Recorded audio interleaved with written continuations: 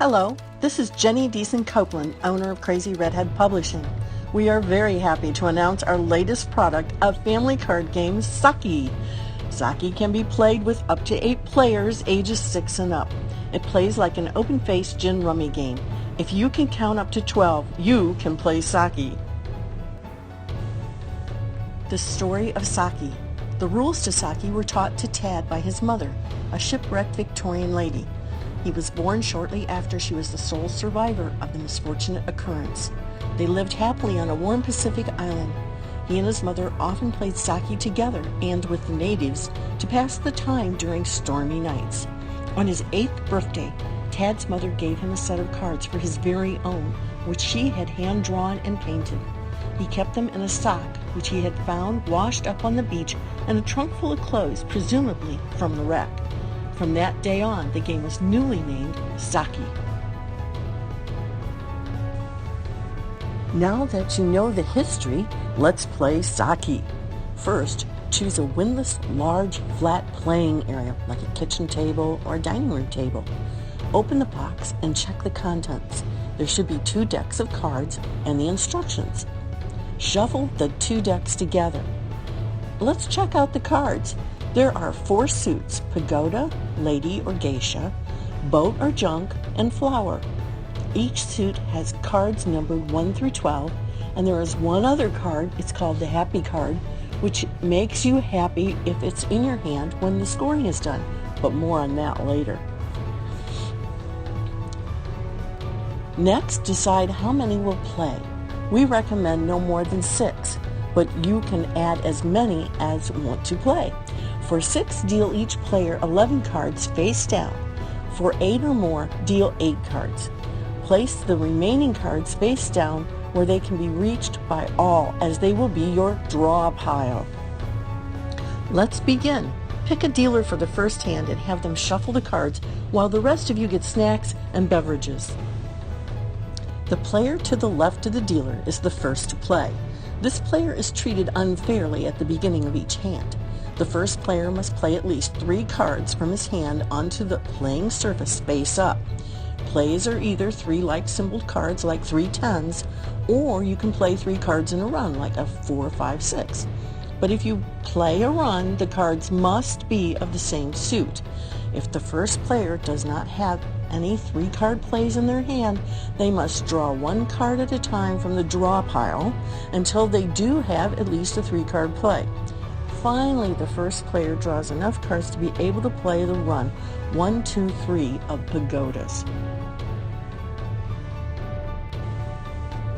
To signify that your turn has ended, knock on the table.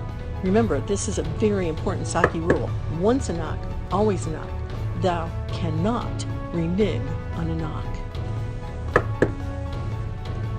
All the rest of the plays for the remainder of the game only require that 1 card is played per turn. The second player plays at least 1 card from their hand or draws from the pile until they can make a play. The lucky second player can play 3 7s in a pile and add a 4 to the pagoda run, making it a 1, 2, 3, 4 pagodas. They knock, signifying the end of their turn. The third player doesn't have anything to play until they draw 5 cards from the pile. Then they are able to play 3 5s. They knock. The fourth player has a play in their hand and plays the 7 flower on the pile of 7s. They knock. Now pay attention. The next one's a toughie. How to rearrange the piles on the table. The 5th player takes the 4 from the pagoda run and starts a new pile. They then add 2 more 4s from their hand to make a nice 3-card pile of 4s. But then they take a 3 from the pagoda run and try to make a new pile of 3 3s. But oops, you can't do that. You always have to leave at least 3 cards in every pile. And now the pagoda run only has a 1, 2 of pagodas. When a player is caught leaving less than 3 cards in every pile, he must put the cards on the table, back adding the 3 of pagoda back to make the run 1, 2, 3 of pagoda again, and must put the other 2 3s back in their hand. They knock, having finished their turn. Also remember to play all the plays you can when it is your turn. This is a double-deck game. Another player may have that same play and steal it before it is your turn again. So go ahead and make that play. Saving plays is not a winning strategy. Remember, the one who wins each hand is the one who gets rid of their cards first. One more way to rearrange is splitting a run. Splitting a run can be done as long as the results have at least 3 cards in every pile. For example, the table has a pagoda run of 8, 9, 10, 11. In your hand are 7, 9, 12 pagoda. By taking the 8 and 9 and adding a 7, there is one pile of 3 cards. Then add the 9 and 12 from your hand to the 10, 11 that are left, making a second run with 4 cards, and you have played all your cards to win the hand. Well done.